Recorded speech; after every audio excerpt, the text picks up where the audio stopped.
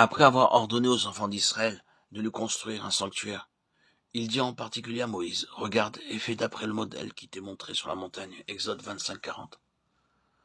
Dans les chapitres suivants, du 25e au 40e, nous avons beaucoup de détails concernant la manière de construire le tabernacle.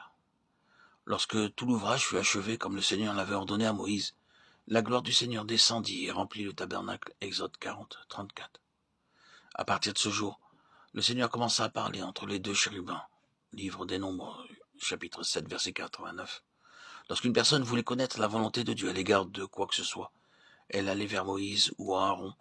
Alors Moïse ou Aaron entraient dans le lieu très saint pour trouver la volonté de Dieu pour cette personne. Dieu parlait d'entre les chérubins. Ensuite, la colonne de nuée se tenait au-dessus du tabernacle. Après quelques jours, quelques semaines ou quelques mois, la colonne s'est levée. C'était le signe que Dieu leur ordonnait de poursuivre leur marche. Il y avait de grandes particularités dans le sanctuaire. Dieu parlait à son peuple d'entre les chérubins, et la divine présence les conduisait par la nuée. Sans le sanctuaire, cela n'aurait pas été possible. C'est pour cette raison que Dieu demanda aux enfants d'Israël de lui construire un sanctuaire. Il nous est dit dans Hébreux 8, 5, lesquels célèbrent un culte, image et ombre des choses célestes, selon que Moïse en fut divinement averti, lorsqu'il allait construire le tabernacle. Et soin lui fut-il dit de faire tout d'après le modèle qui t'a été montré sur la montagne. Ainsi donc, le tabernacle construit par Moïse était seulement un exemple ou une ombre de la véritable maison de Dieu.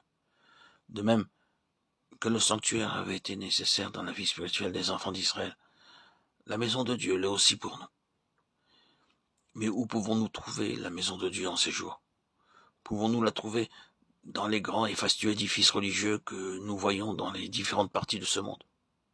Il est triste de devoir dire que lorsque nous entrons dans ces lieux, nous n'entendons pas la voix de Dieu, mais celle de l'orgueil, de l'avidité et des luttes des hommes. Nous ne pouvons pas appeler de tels lieux la maison de Dieu, car Dieu n'habite pas dans les édifices faits de briques et de pierres. Nous qui avons été rachetés par le précieux sang de Christ et qui sommes nés de nouveau, nous sommes la maison de Dieu. Il importe peu que nous soyons rassemblés dans un grand édifice ou dans une petite hutte. Mais cependant, nous n'avons pas le droit de nous appeler la maison de Dieu, à moins que les deux caractéristiques du sanctuaire déjà mentionnées ne soient une réalité au milieu de nous. Dieu parlant et révélant sa volonté et la présence de Dieu allant devant nous avec puissance et gloire. Car lorsque nous pouvons entendre Dieu nous parler et nous révéler sa volonté, alors sa puissance et sa gloire pourront se voir au milieu de nous. Si vous étudiez les passages de l'Écriture concernant cet épisode, vous remarquerez que, avant que Dieu ne demande aux enfants d'Israël de lui construire un sanctuaire, ils durent expérimenter deux faits importants dans leur vie corporative. Premièrement, ils furent délivrés de l'ange de la mort par le sang de l'agneau aspergé sur les poteaux et les linteaux de la porte. Deuxièmement, le modèle céleste du tabernacle fut révélé à Moïse sur le sommet du mont Sinaï.